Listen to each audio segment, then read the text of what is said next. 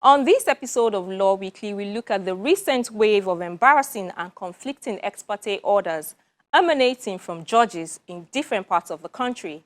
We have the views of a former president of the Nigerian Bar Association, Augustine Alege, and another senior advocate of Nigeria, Ahmed Raji, plus a recap of some of the top trending legal stories. Hello and welcome to the program. I'm Shola Shoyeli. On August 24th, a Rivers State High Court sitting in Port Harcourt issued an order of interim injunction restraining Mr. Uche Secondus from parading himself as the national chairman of the People's Democratic Party. 2 days later, a Kebbi State High Court sitting in Birnin, Kebbi, issued another interim order reinstating Secondus as the national chairman of the PDP, pending the hearing and determination of the motion on notice.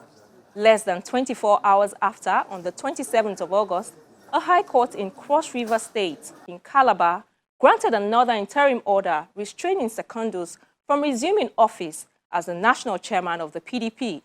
The court barred Secondus from presiding over any meeting of the party until the motion was heard. Now, this is just one of many cases causing confusion as a result of conflicting court orders. The Anambra governorship elections and the candidates to be recognized is another case throwing up conflicting court orders. Worried by the spate of these embarrassing ex parte orders from different judges across the country, the Chief Justice of Nigeria, Justice Tanko Mohammed, and the Nigerian Bar Association have separately waded into the matter. While the CJN summoned 6 chief judges from the concerned states, the NBA said that it would not stand by and watch a ridiculing of the profession and the justice system administration by a handful of its members and will be considering its deterrence options in this regard. It also said it will collaborate with the NJC. Now, a former president of the Bar, senior advocate of Nigeria, Augustine Alege, spoke to Law Weekly about this embarrassing trend. Injunctive orders that ought to be given when there are matters of extreme urgency, so that they protect the rights of the parties from being damaged. But in a situation where injunctive orders are given for matters that are not of such an urgent nature, or matters that all the facts are not before the court, then it becomes a difficulty. The ultimate responsibility, lies with the courts to be fair at all times, to know that in granting injunctive orders, they have a monumental effect on the rights of parties. So that is my take on it. We can't stop the practice entirely, but we can be more responsible in how it is granted. For lawyers, at the risk of being seen as defending lawyers, I will say when a party approaches you and gives you their scope, their brief, and their own slant of the facts, and they want an injunctive order, the lawyers have a duty also to ask themselves the question, is this a matter of extreme urgency? Do I need to apply ex parte, or should I apply on notice for this injunction? And where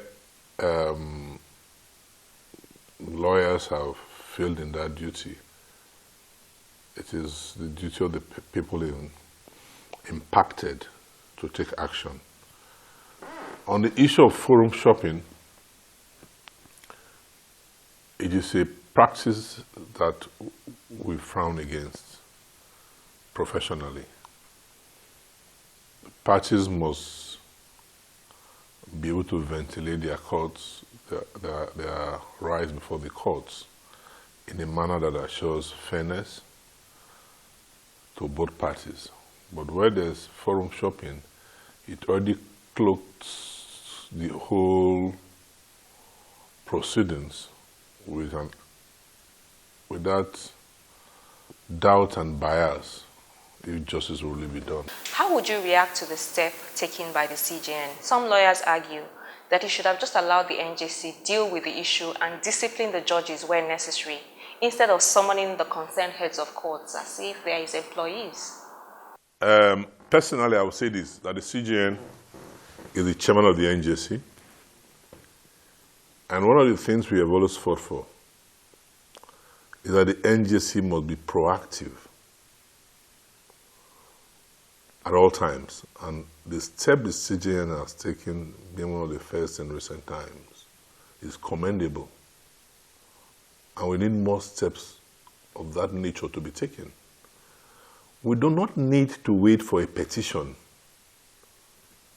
from either party if the CJN feels that the information made available to him by the press indicates that there's an abuse of judicial process, that steps have been taken that are negative to the image and to the administration of justice in the country. My own take is that he has invited the chief judges of the states involved, firstly, to afford him the opportunity of understanding the true facts of each of these cases and determining how what we have read in the press occurred. If there is judicial misconduct, and we say because there's no petition, we should allow it to remain, then we damage the system. It is this proactive action that is taken that is going to give the system more value, more validity, and will restore discipline in the system. Now, the perception out there is that there is a lot of corruption in the judiciary and that there's an urgent need for reforms, even in the mode of appointments. What practical suggestions can you give for reforms? The judges don't bribe themselves. They are bribed by people. So if we say the judges are corrupt, what are those who are bribing them? This is not to give succor or shelter to those judges who are the bad eggs in the system, but to say that we should all look at this as a collective problem. If you feel a judge has been bribed, you should also call out the person you feel bribed the judge, the person you feel abused the system to get such orders. For judges who have taken the oath of office and who have been entrusted with such a high duty and decide to take bribe, it is saddening. It remains a sad point in our judicial history, and whenever it occurs, or whenever the conduct of a judge gives reason for people to assume, allege, or presume that there must have been corrupt practice, it saddens all of us who are committed and who make our living from the profession. Because like a judge should always be above board, and any order that he gives must be seen in that light. It is not that justice should be done, but justice must be seen to have been done in all cases. So whenever a judge acts in a manner that corruption is inferred, that judge does damage to the system. It does damage to all of us in the system, and I do not think that we should keep any such judges long in the system. That is my take on corruption, but I always maintain that those who offer gratification are as guilty as those who accept the gratification. Both parties are corrupt, and we must call out both parties. Finally, a lot of people blame the NBA for the alleged unethical and professional misconduct that's going on in the judiciary. As a former president of the bar, what more do you think that the body can do to rein in its members? As a body, the NBA has always remained committed to the discipline of lawyers. And the NBA has always been in the forefront of ensuring that standards are upheld and that lawyers do not take part in any acts that are capable of damaging the legal profession and the entire judicial system. However, there are limitations in some of the things that the NBA can do. Where lawyers have acted in a particular way, it is generally very difficult for the NBA to act in the absence of a complaint from an aggrieved party. And a lot of aggrieved parties do not ventilate their grievances to the NBA. Additionally also, by some strange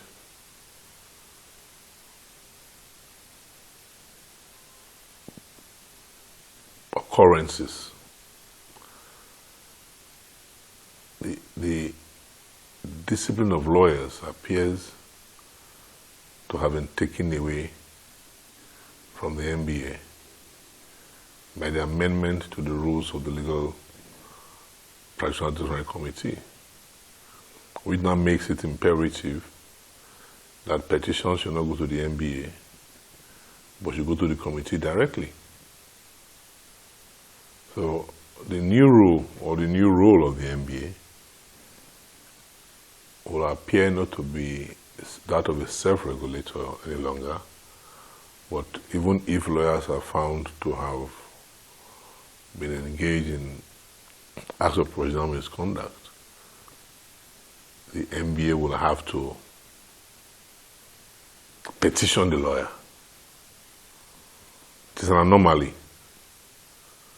It is something that the NBA needs to fight to correct. The NBA is and should always be a self-regulating body. The NBA can lay complaints, but it is the NBA that is entitled to receive complaints. The current situation whereby the Legal Practitioner Advisory Committee receives the complaints, investigates the complaints, and determines the complaint raises to my mind serious issues of fairness, procedural fairness. Can you be the investigator and the adjudicator at the same time? Can you receive the complaints, investigate the complaints, you make a decision that is a prima facie case, and then you proceed to hear the case all at the same time? To my mind, it is wrong. The function of receiving complaints should be restored to the NBA. The functions of investigating complaints should be returned to the NBA. It is the NBA that should be the party that will determine that the prima facie case has been made, and thereafter forwards a charge to the Legal Practitioner Advisory Committee. So when people at times complain about the NBA, I've heard of people who said that I petitioned to the NBA and the NBA said they can do nothing.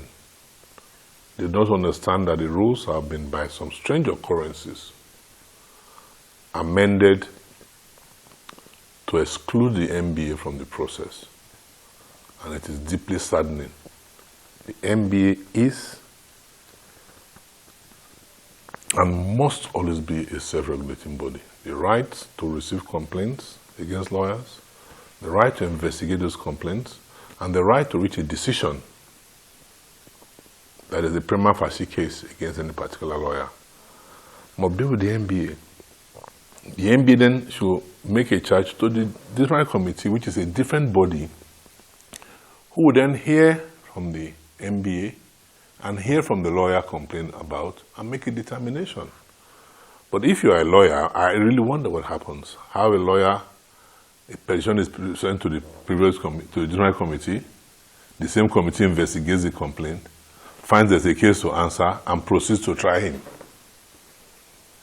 it beats my imagination that in a profession where we have, which is based on the rule of law, that such rules should exist. So I think there's an urgent need for there to be change in that regard. Welcome back. Another senior advocate of Nigeria, Ahmed Raji, introduces a different perspective. He condemned the embarrassing trend and advocates a return to the parliamentary system of government. I wouldn't know what were the facts placed before the judge. For example, if the judge in Port Harcourt, you cannot fault him, you have to go back to him. Is it when he has refused to set aside on a good cause, then you may sanction him. But if what they have presented before him, it warrants an ex parte intervention, why not? And the judge in Jigawa, the question would be, was he aware of, or will he be deemed to have been aware of the Port Harcourt order? If he's not aware, then maybe genuine mistake or error or what have you. But if he's aware, or he was aware at the day or the point he was making his own order, just to counter or dilute the order of the brother judge, then there may be issues. So it will depend on the facts. I cannot sit here and judge any of them. But it is not good for our system. And I think the parties too will have to examine their conduct.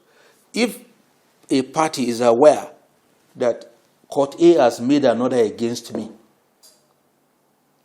and rather than go back to Court A, you now go to another place to go and seek another order, then the party and the lawyer should have questions to answer. Especially the lawyer. If the lawyer is aware that there is a subsistent court order from a court of coordinate jurisdiction, rather than go back to that court, you now go to another court. You advise your client to go to another court. Then you have a question to answer. Because if the Port Harcourt order, which I think you have in mind, is on the pages of all the papers, so let us hear what the lawyer is going to say, whether he was in the moon or he just came back from whatever before he now applied for another order before another judge to make a mockery of what the Port Harcourt judge has done. I think these are all the issues we have to look at carefully. But above all, I think our political system needs to be retouched. This is an overflow from a rotten political system. The judicial system is just a victim, unfortunately. It's a victim, that's the way I put it. It's a victim. Because you can't stop people from filing cases. However, you have a duty to stop frivolous cases. But at what stage do you determine which case is frivolous, which one is not frivolous? But the underlying thing, we are now touching on the effect. But what is the root cause? I believe the root cause has to do with the kind of democracy we are running. And what is all this problem about in the party? What is it about? Today we are reading, although it's been denied, that one court made an order that the national chairman of APC should. And if you recollect that Adam Oshiomhole's problem started from a court order, and today is history. So what is it all about? It's about 2023. It's all about 2023. Who becomes the president? Who becomes whatever? I know this kind of things. I believe we need to move away from presidential system before it kills this country. If it's a parliamentary system, this suffocation will not be there. It's either the problem has to do with who becomes governor or who becomes the president because of the excessive power without responsibilities. Because what it has come out to be here is the presidency or the president is been imbued with so much powers that Some have even reasoned that the Nigerian president is more powerful than the American president. Not that in terms of influence or whatever, but in terms of what the Nigerian president can do within his country, the American president dare not. So, do we really need this kind of system? And this is what is overflowing and affecting judicial act. And just before we go, let's bring you a recap of some of the legal stories that made the headlines. We begin with the report that the Court of Appeal sitting in Abuja has declared Valentine Ozigbo as the validly elected governorship candidate of the People's Democratic Party for the Anambra governorship election slated for November 6, 2021. The appellate court also ordered the Independent National Electoral Commission to publish the names of Valentine Ozigbo and his running mate as the duly elected candidate of the PDP. The three-man panel, led by the President of the Court of Appeal, Justice Monica Dongban Bensim, held that the appeal filed by Mr. Ozigbo challenging the judgment of the Awka High Court, which barred him from parading himself as the PDP candidate in the coming election, had merit. The court also set aside the decision of the Awka High Court and declared it null and void. It awarded the sum of 10 million naira in favor of Mr. Valentine Ozigbo. In Lagos, the State High Court sitting in Ikeja has made an order freezing assets and funds totaling about 19 billion naira, allegedly kept in 24 banks by a convicted former managing director of the defunct bank PHB, Francis Atuche. Justice Latifa Dokunu made the order following an ex parte application by the Economic and Financial Crimes Commission, EFCC. The EFCC told the court that its investigations showed that the funds, which were domiciled in 24 banks, were laundered through 22 firms and 15 persons used as fronts by Atuche and his co-respondent, Ugo Anyanwu. In June 2021, the judge had sentenced Atuche to a 6-year jail term for the offense of stealing the sum of 25.7 billion naira belonging to the defunct bank PHB. Anyanwu, who served as his former chief financial officer at the bank, was also sentenced to a jail term of 4 years. Justice Okunu, while sentencing the duo, ordered that they should make a restitution of 25.7 billion naira to the federal government to replace the funds stolen from the public to bail out the bank. At the Federal High Court, also sitting in Lagos, vacation judge Justice Tijani Ringim has freezed the Kogi State salary bailout account over a 20 billion naira loan obtained from the bank. Justice Ringim granted the ex parte order freezing the account pending the conclusion of investigation or possible prosecution by the EFCC. Counsel to the EFCC, Abbas Mohammed, told the court that the 20 billion naira loan meant to augment the salary payment and running cost of the state government was kept in an interest-yielding account in the bank. He added that instead of using the money for the purpose it was meant, the bank, acting on the instruction of the Kogi state government, transferred the money from the loan account and placed the same in a fixed deposit account.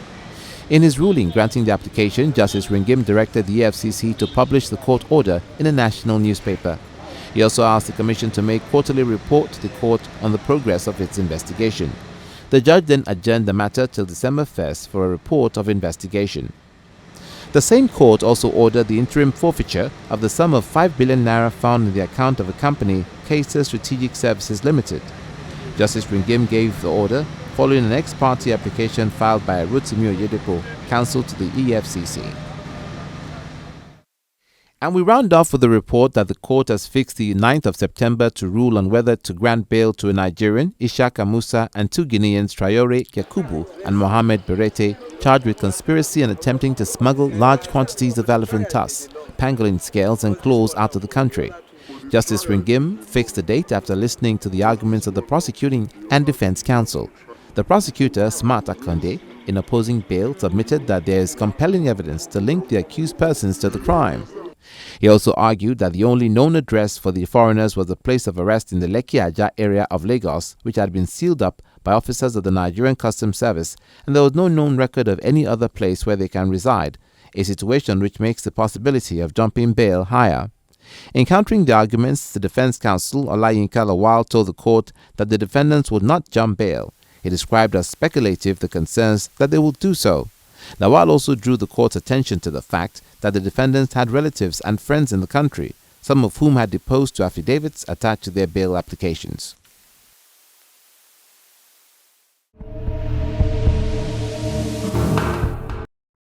And that's our program this week. Don't forget that you can find these and past episodes of the program on our YouTube page. I'm Shola Shieli. Thank you for watching and see you next week.